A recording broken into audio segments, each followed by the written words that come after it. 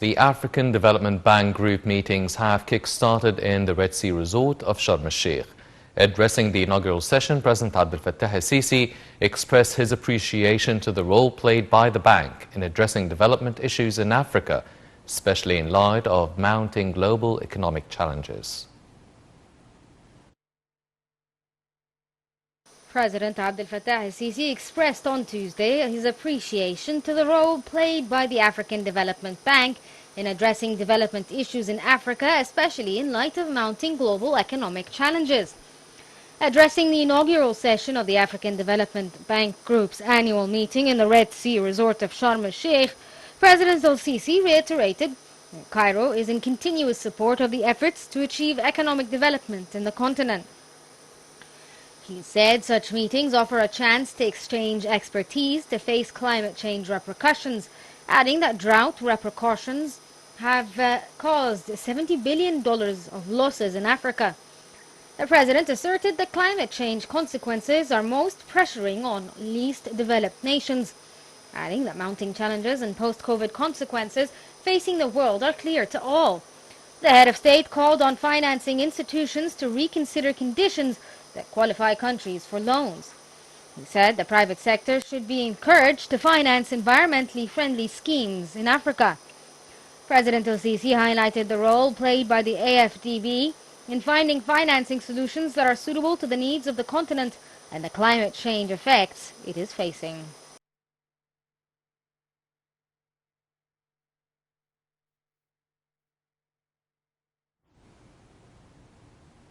On the sidelines of the African Development Bank Group meetings in Sharm el-Sheikh, President el-Sisi held a number of meetings. Here are the details.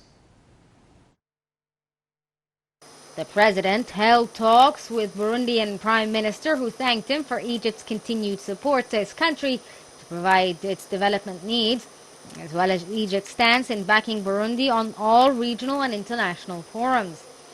The meetings also tackled latest regional developments of mutual concern, especially that related to the Great Lakes, East Africa and the Nile Basin. Separately, the President el-Sisi met with the President of Comoros, Azali Assoumani, who is the current President of the African Union. President el-Sisi said Egypt is willing to convey its experience in leading the African Union to the Comoros and to activate joint cooperation with the Comoros in different fields. For his part, President Azali appreciated leading Egyptian governments and people's roles in the African continent. The two leaders exchanged points of view over pressing African issues and continued consultations over finding solutions for African crises. Also, President el-Sisi met with Zimbabwe's President Emmerson Mnangagwa, stressing Egypt's keen interest to boost relations with Zimbabwe in trade exchange and investments, whether at a bilateral level or as part of the Common Market for Eastern and Southern African countries, COMESA. President el-Sisi said that cooperation fields with Zimbabwe include technical capabilities building and infrastructure support, as well as coordination and consultations on the leadership level over joint African action issues. For his part, President Mnangagwa said he was looking forward to enhancing bilateral ties with Egypt, notably in economic and commercial fields. Appreciating President el-Sisi's role in tackling African issues and expressing willingness to boost integral efforts with Egypt in facing African challenges. And President el-Sisi met with the head of the African Union Commission, Moussa Faki, during which they discussed main topics raised on the African Union's agenda, notably economic integration, regional engagement, peace and security, and the institutional reform of the AU.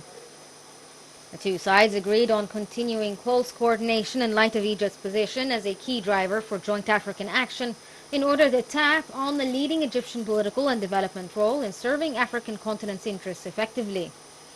Also, President el-Sisi met with Nordos Bekele Thomas, the CEO of the new Partnership for Africa's Development, NEPAD, the economic development arm of the African Union.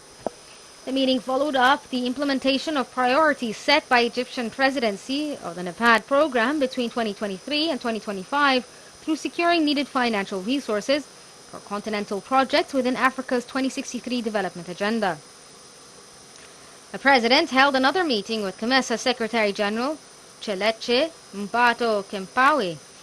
The meeting followed up in the implementation of the most important priorities for the current Egyptian presidency of the COMESA, including strengthening regional supply chains among the COMESA countries, maximizing industrial integration, increasing investment in cross-border infrastructure and interconnection projects.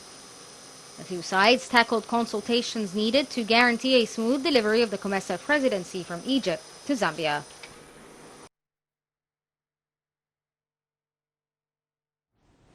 Prime Minister Mustafa Madbouli asserted on Tuesday that it was time for the world to look at Africa as priority for development projects. The Prime Minister made his assertion during his participation in a high-level presidential dialogue session about the structure of the changing global financial system and role of the multilateral development institutions. Madbouli stressed that the African continent needs a huge amount of financing, about $2 trillion over the next 10 years, to deal with climate change issues and sustainable development goals, as well as $100 million annually for infrastructure projects. The session was held during activities of the African Development Bank Group's annual meetings in Sharm el-Sheikh. The African Development Bank Group meetings are being held under the theme Mobilizing Private Sector Financing for Climate and Green Growth in Africa. The inaugural session witnessed the participation of a number of African presidents, government heads and various representatives of regional institutions. A number of finance ministers, private sector representatives, academics and partners of the AFDB Group's member states also attended the session. Addressing the event, Egypt's Central Bank Governor Hassan Abdullah expressed hope that the AFDB Group's meeting will materialize a future mechanism to deal with all issues. He called for finding new financing mechanisms to boost the abilities of African countries before challenges. Abdullah noted that Africa is not far from global challenges, which highlight the role shouldered by regional and international financing institutions concerned with development issues on the continent, including the AFDB. In his address to the session, Akinwumi Adesina, the African Development Bank Group's president, warned against repercussions of climate change on Africa. He said losses due to the phenomenon are calculated at between $7 and $15 billion, adding that the bank is contributing with 40% in the financing of climate initiatives, as well as to the launch of a program to speed up rehabilitation with climate change in Africa. He said the AFDB seeks to establish a number of water treatment stations around the world. Adesina hailed Cairo's support in this field over its decision to turn to renewable energy.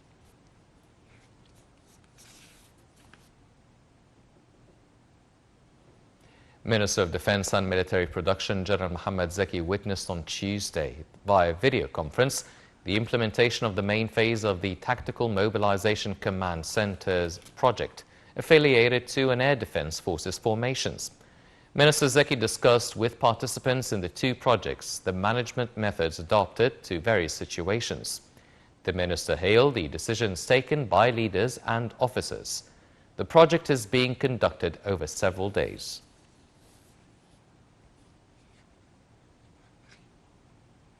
The second session of the economic axis of the National Dialogue resumed on Tuesday. Over two sessions, the Industry Committee discusses challenges to nationalizing the Egyptian industry.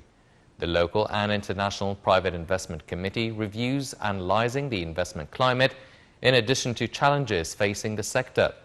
Last week, the first session of the economic axis, which includes 8 subcommittees, discussed means of drawing up Egypt's tourism map and fundamentals, as well as aspects of tourism investments in the future.